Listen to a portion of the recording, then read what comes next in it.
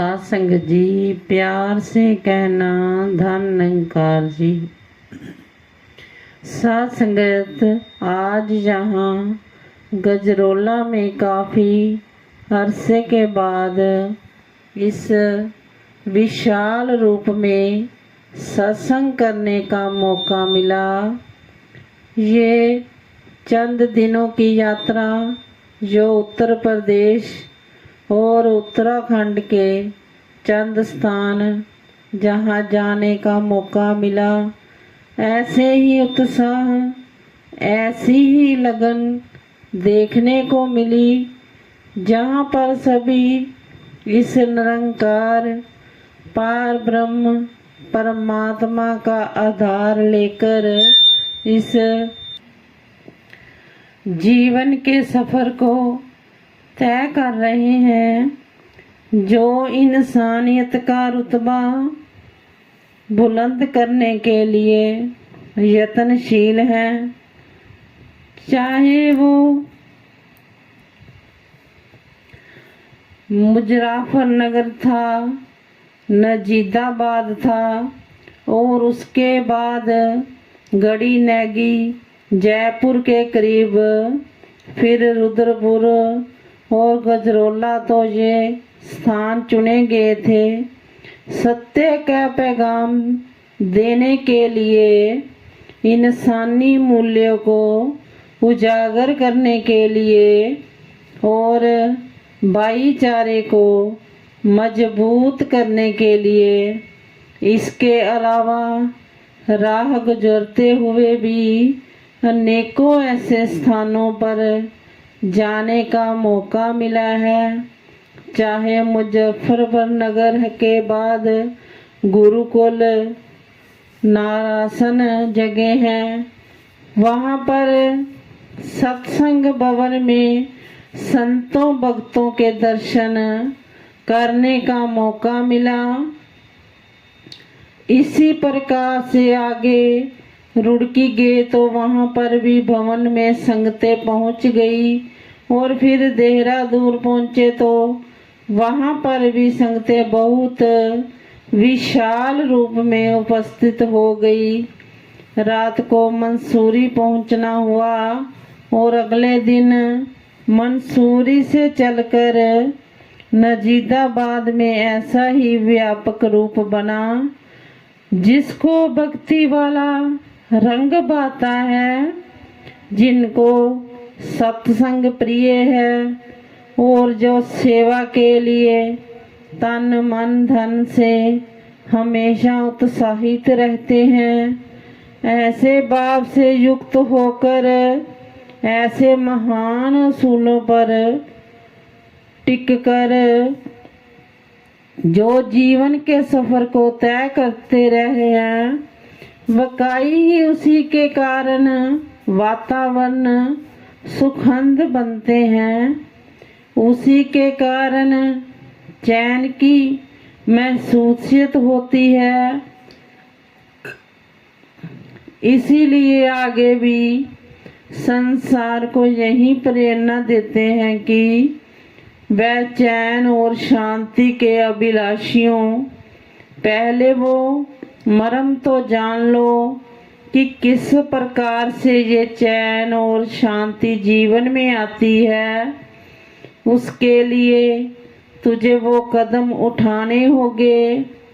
अभी तू जी रहा है केवल और केवल सांसारिक तल के ऊपर। तेरी सोच, तेरे भाव, तेरे ख्याल, तेरी चाल सब दुनिया और दुनियादारी के ऊपर आधारित है। तेरी दौड़ लगी हुई है पदार्थों के लिए।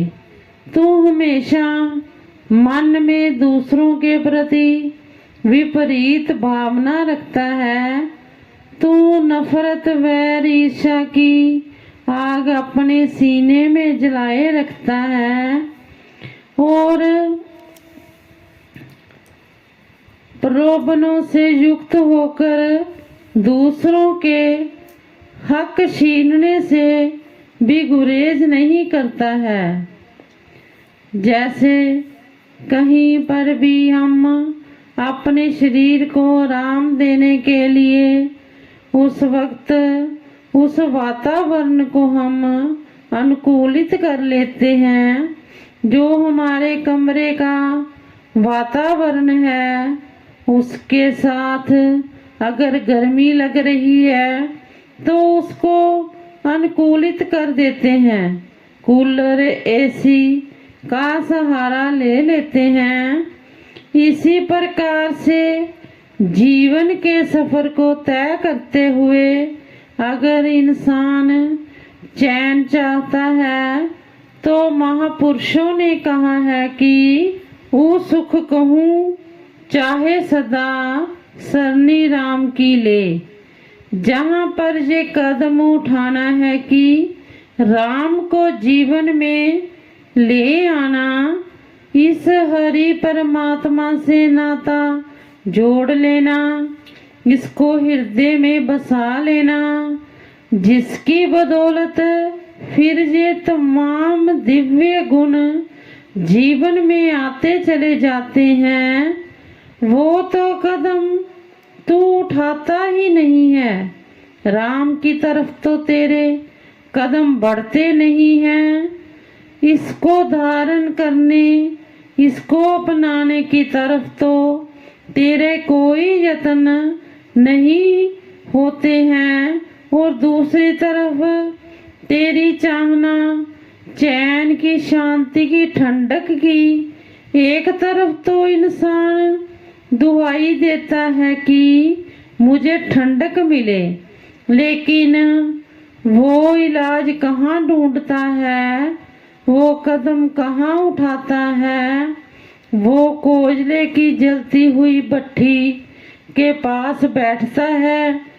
सुनने वाला हैरान होता है कि अजीब सा इंसान है, अभी तो कह रहा था मुझे ठंडक चाहिए, शीतलता चाहिए। अगर ठंडक लेनी है तो कहीं वृक्ष के नीचे जाकर छाया में बैठ जाएं, कहीं तालाब या नदी में अपने शरीर को भिगोएं तो इसे ठंडक मिले।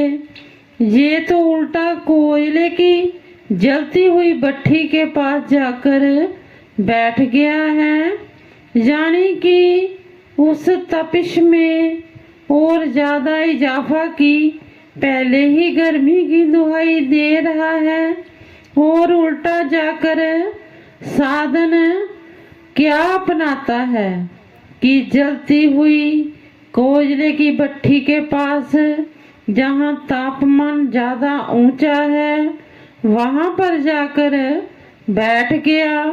तो ऐसे इंसान को कहते हैं कि ये नादान है। महापुरुषों ने युगों युगों से यही कहा है कि इंसान तेरी चाहत कुछ और है, लेकिन उसका इलाज तू कुछ और करता है। साधन कोई और अपनाता है, ढंग वो अपनाता है जो उससे विपरीत असर रखने वाले हैं। इसलिए अगर तू चाहता है सच्चा सुख सुकून, तुझे राम की शरण में जाना होगा। तुझे इस हरि परमात्मा ईश्वर निरंकार से नाता जोड़ना होगा, इसे हृदय में बसाना होगा।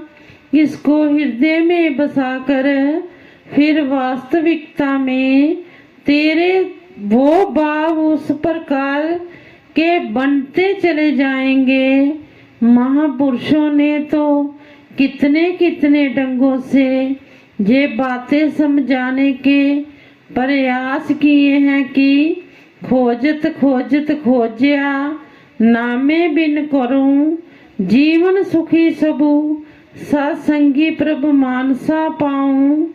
कहते हैं कि बहुत खोज ली लेकिन इस नाम परमात्मा ईश्वर के बगैर सब कूड़ हैं और उस कूड़ के बारे में कहते हैं कि सौदा किया तो कूड़ा सौदा किया, एक खोटा सौदा किया, खरा सौदा नहीं किया।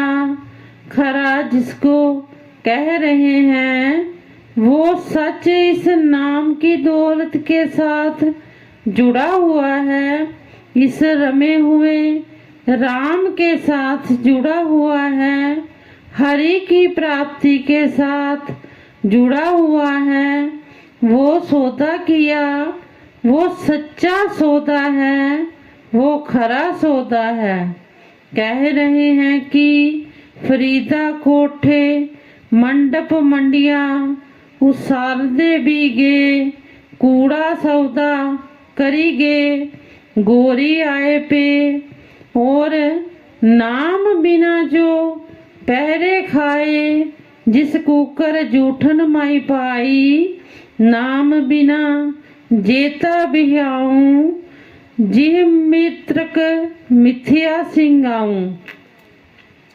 कि इस हरि के बगैर, नाम के बिना तू जो पहनता खाता है, तो कहते हैं कि वो भोजन तू सोचता है कि 36 पदार्थ हैं, वो बहुत कीमती लिबास हैं जो तूने पहन रखे हैं। कहते हैं कि वो कूड़ ही है, उसका कोई महत्व नहीं है। महापुरुष कह रहे हैं कि ये तो ऐसे हैं जैसे कुत्ता जूठन में अपना मुख डाल रहा है। इधर कूड़े के डिब्बे में ऊपर, कूड़े के डिब्बे में वो कूड़े के अंदर ही मुख डालता रहता है। श्रृंगार से जीवित शिजोमित होता है, लेकिन मृतक को क्या तुम सुंदर लिबास पहनाओगे, उसकी क्या महत्ता रह जाती है। कहते हैं कि मृतक का श्रृंगार करने के समान है। अगर इस नाम के बगैर, इस हरि के बगैर, यानी कि सब कुछ वो सही मायनों में हमारे लिए सुगंध बन जाता है, आनंददायक बनता है। अगर हमारा नाता इस प्रभु से जुड़ा होता है, हमारी अवस्था इस प्रकार की बन जाती है, तो फिर किसी भी हालात में हम गुजरे, हम आनंद ही महसूस करते हैं। इंसान तू अपने कदम इस ओर बढ़ा, तू ये नाता इस हरि परमात्मा से जोड़ ले। यही साधन है, यही जीवन में आनंद लाने के लिए यही जरिया है, जिसके कारण तुम्हारे मन को निर्मलता प्राप्त होगी, तुम्हारी भावनाओं को उत्तमता प्राप्त होगी। और उसी अनुसार जब तुम्हारी चाल बन जाएगी, तुम शोभा के भी पात्र बनोगे, केवल आनंद के पात्र नहीं बनोगे। फिर शोभायमान होगा तुम्हारा जीवन।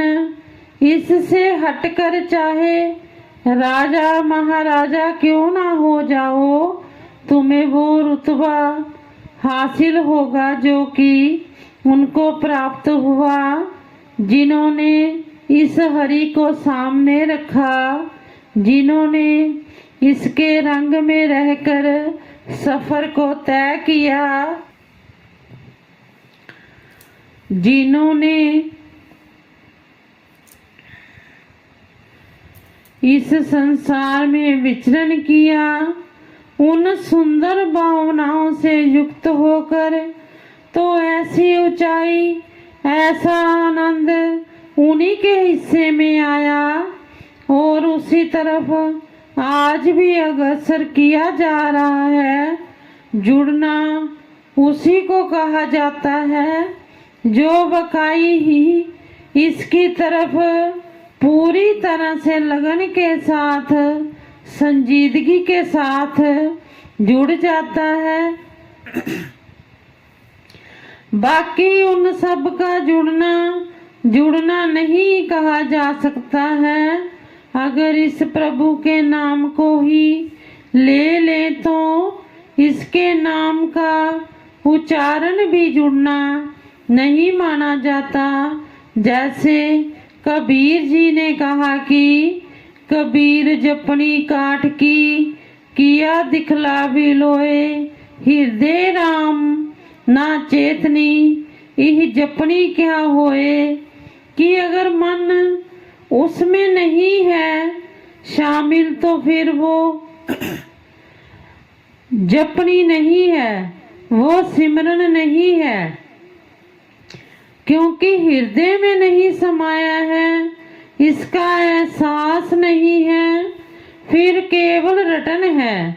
वो तोते वाली रटन है जहाँ सड़क के किनारे पर बैठा हुआ भिखारी उसकी जुबान से निकले हुए राम राम अल्लाह अल्लाह के शब्द हमारे कानों में सुनाई दे रहे हैं, लेकिन इसका मतलब ये नहीं है कि वो अल्लाह के साथ जुड़े हैं, वो राम के साथ जुड़े हुए हैं। उस भिखारी का ध्यान क्या है, उसकी अवस्था क्या है, मानसिकता क्या है, मन की अवस्था क्या है। उसका ध्यान तो इस ओर है कि मेरी आवाज सुनकर सामने से गुजरने वाला कौन मेरी तरफ आगे बढ़ता है और बढ़ते हुए अपनी जेब में हाथ डालता है, जेब से कुछ सिक्के निकाल कर मेरे कासे में रखता है। सारे का सारा ध्यान उधर है, लेकिन जुबान से तो अल्लाह का नाम ही निकल रहा है। यानी कि इससे ये प्रकट हुआ कि अगर जुबान से इसका नाम भी लिया जा रहा है तो वो भी साबित नहीं करता है कि इससे जुड़े हुए हैं।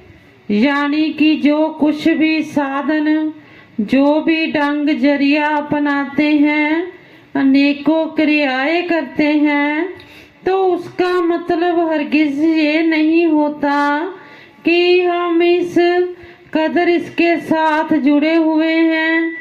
कहने का भाव यही है कि खांड ही का नाम लेत मुख कैसे मीठा होत, मुख पुनी मीठा होत खांड के जुबान से। कि केवल मीठे का रतन करने से हमारा मुख मीठा नहीं हो जाएगा, वो शक्कर मुख में डालनी होगी तब हमारा मुख मीठा होगा, केवल शब्दों से नहीं।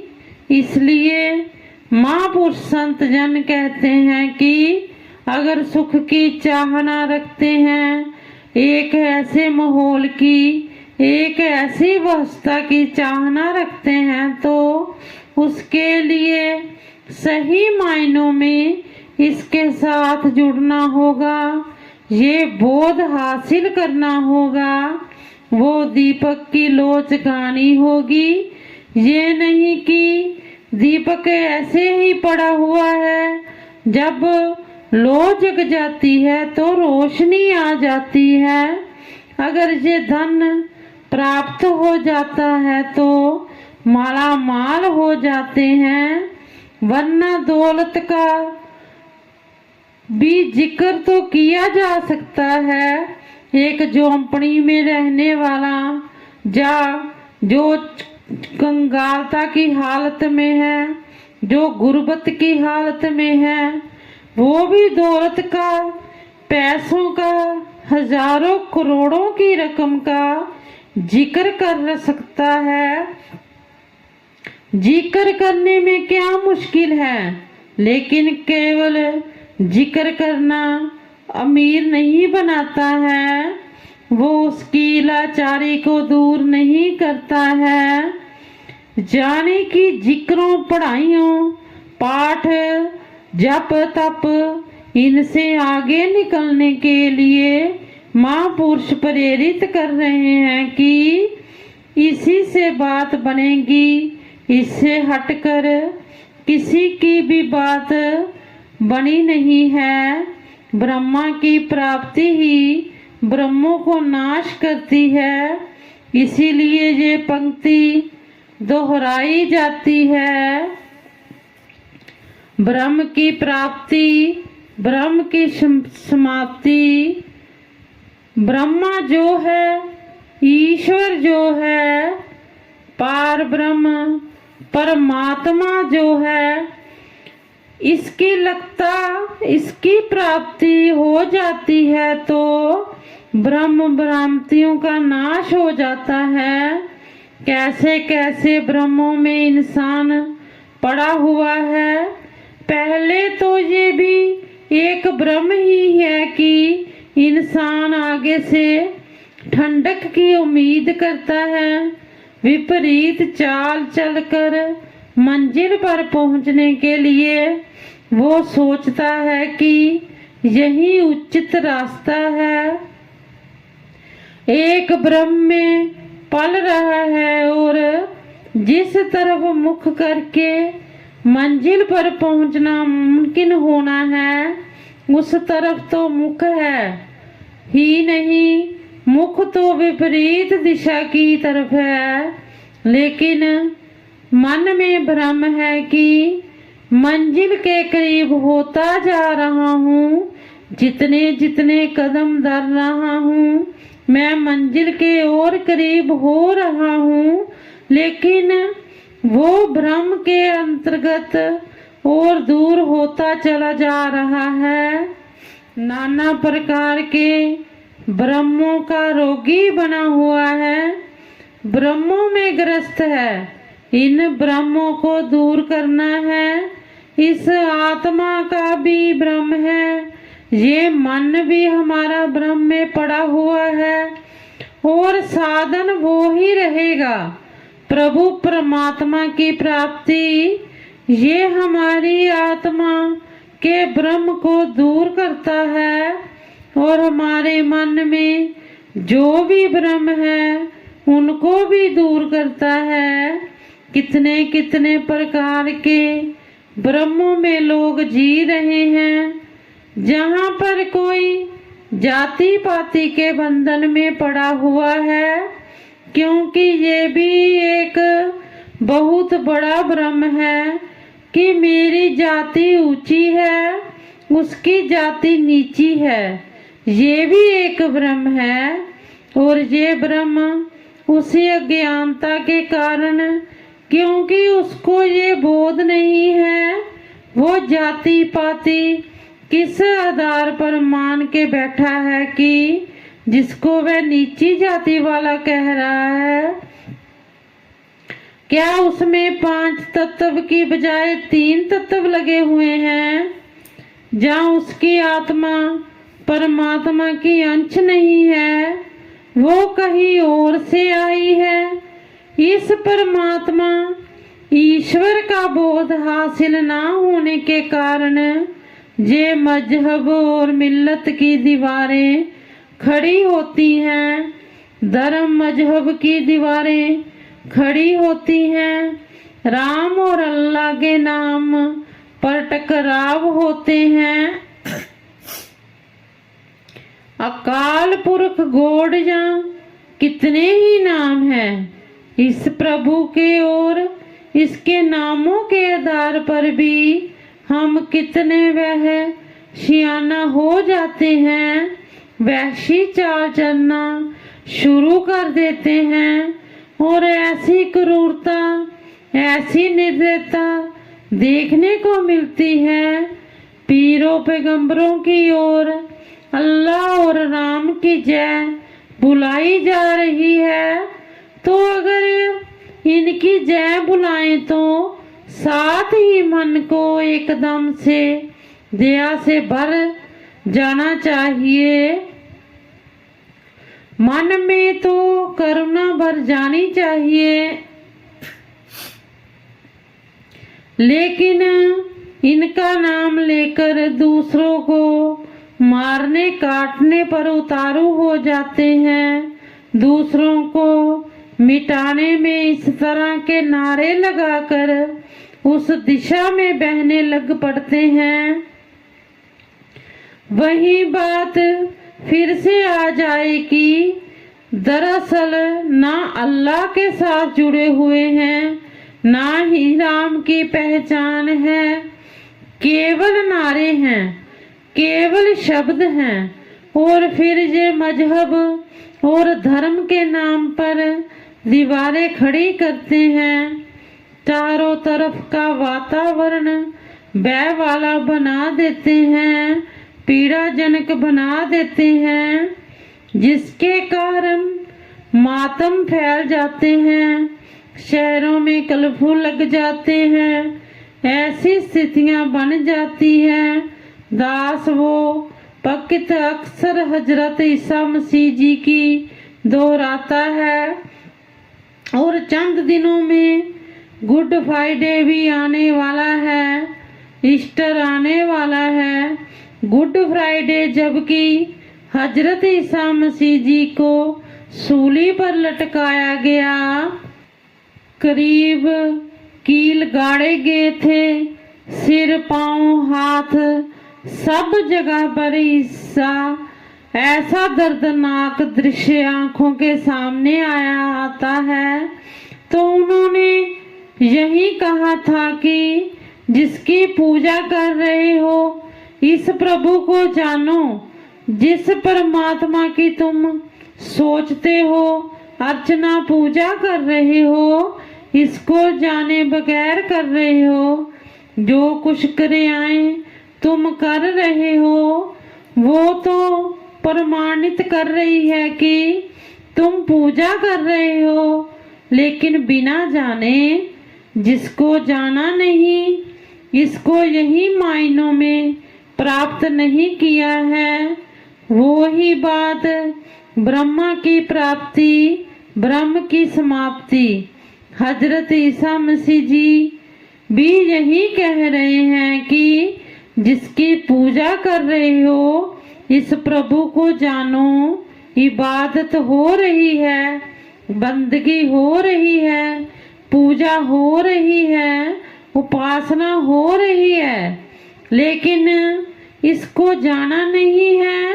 इसको जाने बगैर पूजा उपासना हो रही है। ये बोध हासिल हो जाता है तो फिर एक ही धर्म बाकी रह जाता है, और वो है इंसानियत वाला धर्म। हर पैगंबर ने इंसानियत वाला धर्म ही स्थापित किया है, उसी का ही प्रचार किया है। अगर प्यार, नम्रता, सहनशीलता की बातें कही थी तो वो इंसानियत वाली ही थी, वो कोई और नहीं थी। इसलिए जब हम एक सच्चाई में स्थित हो गए, जब वो मजहब और मिल्लत की दीवार गिर गई, फिर वकाई ही वो अवस्था बन जाती है। फिर ये जान जाते हैं कि एक नूर से ही सारे जगत की उपलब्धि हुई है, चाहे वो पंजाबी है, सिंधी है, गुजराती है, पगड़ी वाला है, टोपी वाला है, कोई भी, सब एक ही हैं, सारे ही तत्व के बने हुए हैं। ना जाति के हिसाब से फर्क किया जा सकता है, ना धर्म के इलाज से किया जा सकता है, ना संस्कृतियों के इलाज से, ना प्रांतों मुल्कों के लिहाज से किया जा सकता है, और ना पहरावों के लिहाज से फर्क किया जा सकता है। कहीं पर भी इस में वो भेद नहीं हो सकता। और अगर भेद वाले भाव बने हुए हैं, क्योंकि सच है, हकीकत से अनजान है, अंधेरा ढो रहे हैं, अज्ञानता में विचरण कर रहे हैं, इसी के कारण तो हमारे भाव भेद वाले बने हुए हैं। और इसीलिए चारों तरफ का वातावरण सुखद वातावरण नहीं बन पाता, जिसके कारण हम बेचैन होते हैं, पीड़ा महसूस करते हैं। जहाँ से दास ने बात आरंभ की थी कि चाहत को सुकून की है, चैन की है, शांति की है, लेकिन अगर वो बीज ही नहीं बोया जाए तो हम कैसे उम्मीद कर सकते हैं कि हमें मीठे फल प्राप्त हो जाएंगे। अगर वो पहला कदम उठाया ही नहीं गया है तो फिर कैसे फल तुम्हें प्राप्त होंगे? वो बीज तो डाला ही नहीं है। तो इस तरह से मालूत ये पहला पड़ाव आता है। हमें कदम उठाना है कि हम प्रभु की प्राप्ति करें, तभी हमारे बाकी के सिलसिले संवरने चले जाएंगे। फिर हमारी आत्मा का भी कल्याण हो जाएगा, इसको भी मुक्ति मिल जाएगी, ये भी आवागमन के बंधन से निजात पा जाएगी। इसी तरह से जब हम जीवन के सफर को तय करते हैं, इस लोक की यात्रा को तय करते हैं, एक उजाले के तहत करते हैं, अनुभूति करते हैं, तो फिर ये लोक की यात्रा भी सवर जाती है और आत्मा की भी बात बन जाती है। हम लोक और परलोक दोनों जहानों की बाजी जीतने वाले बन जाते हैं। इंसान इस बात को समझे, विचार करे, केवल एक ही चाल नहीं चलता रहे। जो कबीर जी ने कहा कि चले भेड़ों की चाल, कि केवल यूं ही नहीं चलते चले जाएं मान्यताओं के युक्त की बस चलते ही चले जा रहे हैं। अक्सर कहते हैं कि कितनी पीढ़ियां हमारी ये करती आ रही हैं, तो वो भी मिसाल अक्सर दास देता है कि एक समय वो था जब ये मान्यताएं थी कि धरती बिल्कुल समतल है, लेकिन दिन एक ऐसा इंसान जिसने आवाज दी कि धरती समतल नहीं है, ये गोल है। इतनी बात जिन्होंने सुनी वो उसको मारने काटने के लिए तैयार हो गए, कि ये कहा कि ये काफिर आ गया है। ये देखो हम क्या, हमारे पिता, हमारे दादा, हमारे परदादा, हमारे पीछे कितनी सदियों से ये मानता है और ये कह रहा है कि धरती गोल है, इसको मारो काटो, इसको जिंदा जला दो। लेकिन समय ने ये प्रमाणित किया कि वो इंसान सही था, वकाई ही धरती गोल है, यानी कि वो मान्यता जो सदियों से चलती आ रही थी, अज्ञानता के ऊपर आधारित थी, वास्तविकता के ऊपर आधारित थी। इसीलिए हम डोते चले जा रहे हैं, अंधकार चलते चले जा रहे हैं, बंधे हुए हैं कोल्लू के बेल की तरह, कहीं ठोर ठिकाना मिल नहीं रहा है। जैसे वो भी बाबा गुरबचन सिंह जी की मिसाल दिया करते थे कि एक दफा शादी में बहू घर प्रवेश करने लगी तो उसकी सास आगे खड़ी हुई है और देख रही है कि घर में बिल्ली है, वो दाएं हो रही है, बाएं हो रही है, वो काबू में आ नहीं रही है। और नौकर को कहा कि टोकरी लाओ जल्दी से। वो टोकरी लाया, एक झटके से बिल्ली के ऊपर डाल दिया। बहू ये देख रही थी, समय बीतता गया। अब वो वक्त भी आ गया कि बहू भी सास बनने जा रही है।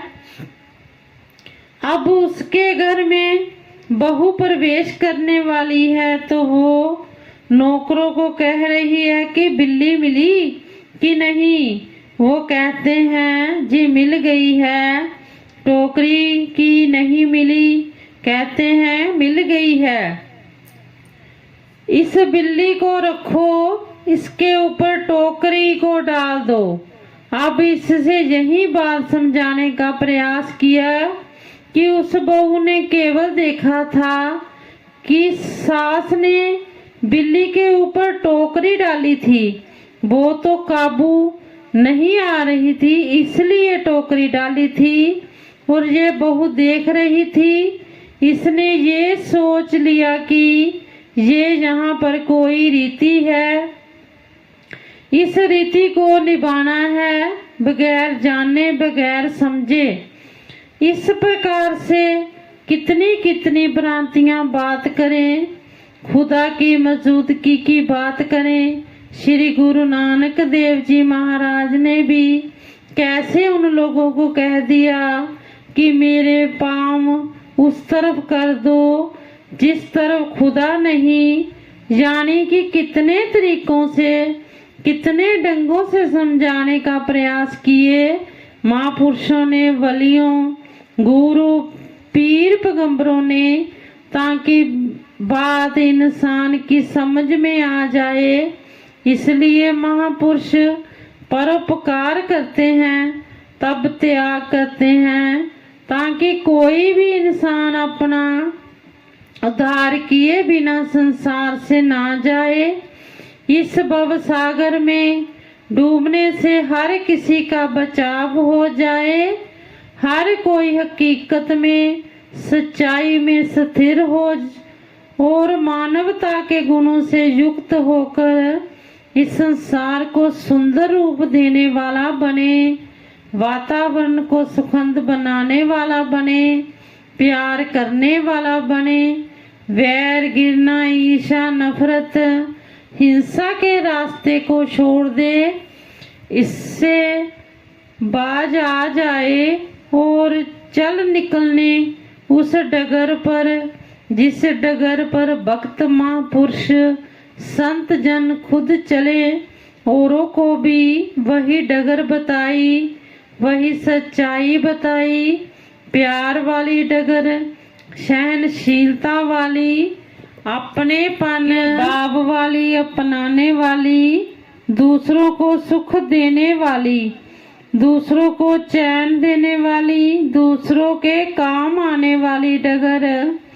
तो वो डगर उन्होंने खुद अख्तियार की और संसार को भी यही बताया कि यही उत्तम डगर है, इसी डगर पर चलना है अपने। और वो भी परोपकार आज भी हो रहे हैं, इस लिहाज से परोपकार भी किया जाता है, समय भी निकाला जाता है, लाख मजबूरियों के बावजूद अपने आप को प्रस्तुत किया जाता है। केवल भक्ति नहीं निभाई जा रही होती है, क्योंकि भक्त होता ही परोपकारी है, इसलिए परोपकार भी करता है तो भक्ति को निभाते निभाते करता है।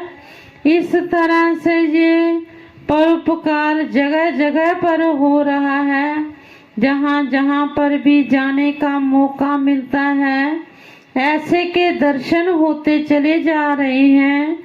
ये तो यात्रा थी चंद दिनों की, उत्तर प्रदेश उत्तराखंड के चंद स्थान, और इसी प्रकार से साल भर में अनेकों प्रांतों में जाने का मौका मिलता है। अभी फरवरी में पंजाब में कुछ शहर और जम्मू कश्मीर में भी उधमपुर, जम्मू आदि शहरों में जाने का मौका मिला। सब जगह पर भक्त इसी से परोपकार कर रहे हैं, मानवता का संदेश दे रहे हैं, प्रभु को जानने की प्रेरणा दे रहे हैं। एक को जानो, एक को मानो और एक हो जाओ, ये नारा बुलंद करते हैं कि हम इस एक को जाने, इस एक को ही एक करके माने और एकता के सूत्र में बंध जाएं। जो एक कब का जिक्र हो रहा है, एकता का जिक्र हो रहा है, विश्व भाईचारे का जिक्र हो रहा है, उसी के लिए महापुरुष प्रेरित करते चले जा रहे हैं। दास ने भी वही संदेश दिया है जो पहले दिया गया, केवल शब्दों का चयन भिन्न होगा, लेकिन संदेश वही है जो सामने दिया जा रहा है। दास इन्हीं शब्दों से आपसे इजाजत चाहेगा और अंत में फिर से अपनी खुशी जाहिर करेगा जो जहां गजरोला आकर प्राप्त हुई। जब भी किसी तरफ का कार्यक्रम बनता है तो 2-2 दिन लग जाते हैं इसी बात के ऊपर कि नक्शा सामने खुला होता है, तो ये भी समझ नहीं आता किसको छोड़ा जाए और कहाँ जाया जाए। यहाँ भी दाएं बाएं रास्ते में हमारे पास नहीं आए तो बहुत कठिन हो जाता है कि कहाँ पर जाया जाए।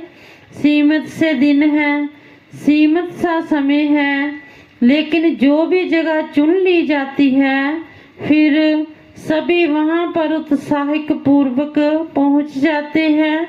जैसे कल भी रात रुद्रपुर पड़ोस के मुल्क नेपाल से महापुरुष इतनी बड़ी संख्या में पहुँच गए और कहने लगे कि पीछे भी हम इंतजार में थे, लेकिन नेपाल में पीछे अशांति रही और उसी के कारण दास का भी वहां जाना संभव ना हो पाया क्योंकि सारे रास्ते बंद थे। कितने दिनों तक गजरोला नाम जो है इसको पढ़कर सुनकर एकदम से ख्याल आया कि पता नहीं ये गजरोला नाम जब पढ़ा तब आधार क्या था। कोई फूलों की बात है, कोई गजरे की बात है, लेकिन ध्यान आया कि अगर किसी पंजाबी को ले तो उसने तो यही कहना है कि गजरे रोला पाओ, क्योंकि उसने तो अपने ही हिसाब से सोचना है। तो इसी तरह से बाकी सिलसिले ऐसे ही हैं, हम अपने आप ही उसको मायने देते चले जाते हैं। जो हमारी अपनी सोच होती है, हमारी अवस्था होती है, हम उसको वही दर्जा देते चले जाते हैं। तो दास ने ही अरदास करेगा कि दातार कृपा करे, आप सबको शक्ति दे, समर्था दे, इंसानियत की राह पर चलने के लिए, भक्ति भरा जीवन जीने के लिए और तन मन धन के सुख भी सभी प्राप्त करें। अभी यहाँ से दिल्ली के रवानगी है, बाकी तो सभी के हिस्से रात आई।